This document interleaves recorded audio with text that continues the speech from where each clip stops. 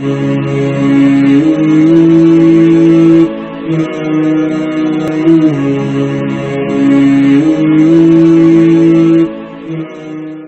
کل شادیوں میں ایک رواج عام ہوتا جا رہا ہے کہ نکاح ہوتے ہی فوراً دولہے کو کھڑے ہو کر کے سلام کرنا پڑتا ہے۔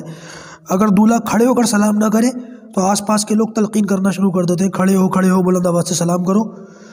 تو کیا یہ شرعی حکم ہے یا لوگوں کی ایجاد ہے؟ بھئی بعض عمل دیکھنے میں بڑے اچھے لگتے ہیں، لیکن اگر شریعت سے ثابت نہ ہو تو وہ اچھے عمل زیادہ خطرناک ہوتے ہیں۔ مثال کے طور پر اذان دینا بڑی اچھی چیز ہے، اللہ کا نام لینا، اللہ کے رسول کا نام لینا، اور اللہ کی وحدانیت کی اور نبی کریم صلی اللہ علیہ وسلم کی رسالت کا اقرار کرنا اور اس کی گواہی دینا، یہ بڑی اچھی چیز ہے۔ لیکن اس کا یہ مطلب تو نہیں ہے نا کہ ہر وقت ہی اذان دے دی جائے، جیسے ابھی لاک ڈاؤن کے اندر 2020 میں 21 میں جگہ جگہوں پر لوگوں نے کھڑے ہو کر کے اذانیں دینی شروع کر دی۔ تو یہ چیز غلط ہوتی ہے کہ کسی اچھے حکم کو کبھی بھی شروع کر دیا جائے۔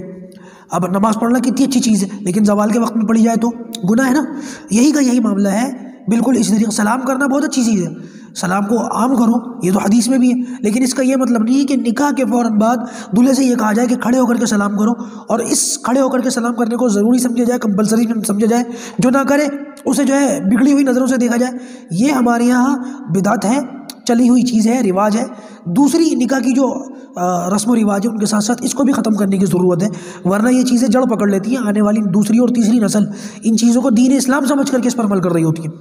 لہٰذا یہ زیادہ خراب اس لیے ہوتی ہے کہ لوگ اس کو پھر دین سمجھنے لگ جاتے ہیں اور یہ گناہ ہوتا ہے، لوگ ثواب سمجھتے ہیں اور اس پر جو ہے گناہ مل رہا ہوتا ہے۔ لہٰذا ضرورت اس بات کی ہے کہ ان چیزوں کو فوراً ختم کیا جائے۔ واللہ اعلم۔